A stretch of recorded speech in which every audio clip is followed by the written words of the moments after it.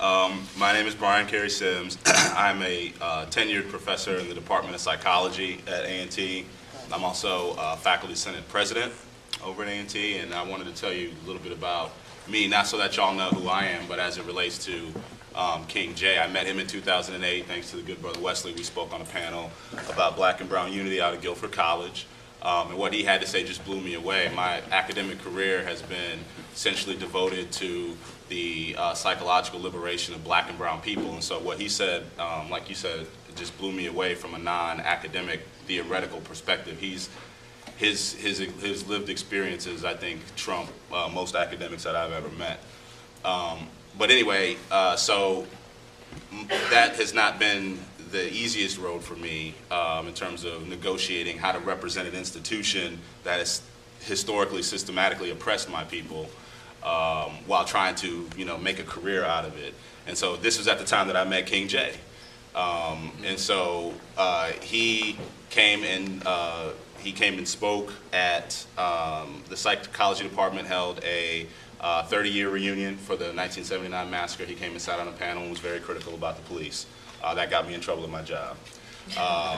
And by very critical of the police, he said some very critical things about the police, which we're going to share through at this gathering. But he also came and spoke in my class. I used to teach a course called Psychological Perspectives in Hip Hop, and he came and brought his brothers and sisters to speak about the misnomers about so-called gang culture and how that relates to hip hop music. This is a Wednesday night from 6 to 8 p.m. He brought kings and queens from across the state of North Carolina on their own dime to speak in my class.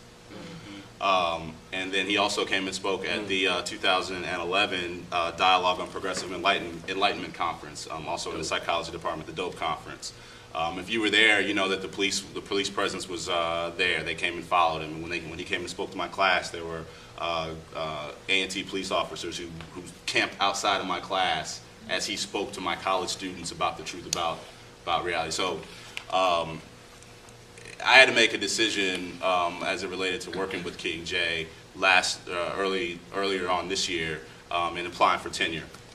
I had some advisors, some mentors. They said, don't put that in your letter. Don't tell them that you're associated with this guy because that won't help you. And I said, I'm not going to do that. I put that in my tenure application. I told them the truth about our work together.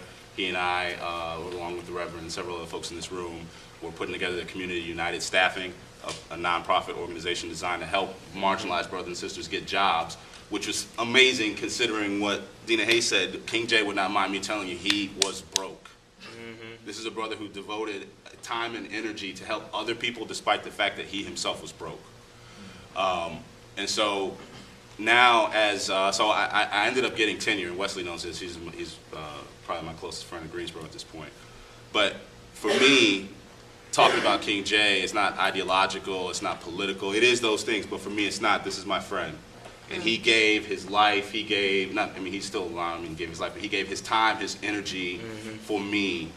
And so what I can do now for him is let everybody know that the official sort of, I don't know if you want to call it representation, but who I am. I'm not speaking for North Carolina A&T State University, but I represent that university, and I'm speaking for myself. And I have students here today who know a little bit about his story, and who I am, and the stuff that we've been able to accomplish over at A&T is due in direct part to what King J's work was.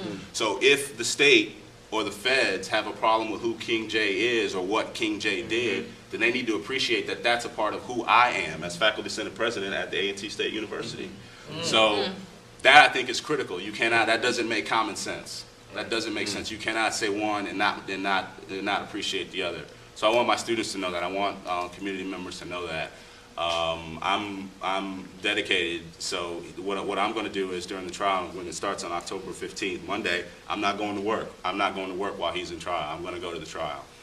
So if the trial goes through when I'm in class, then my students know Tuesday the 16th there won't be class because I'm going to be supporting Jay the same way he supported me and supported countless others of us over the years. And so I don't want to.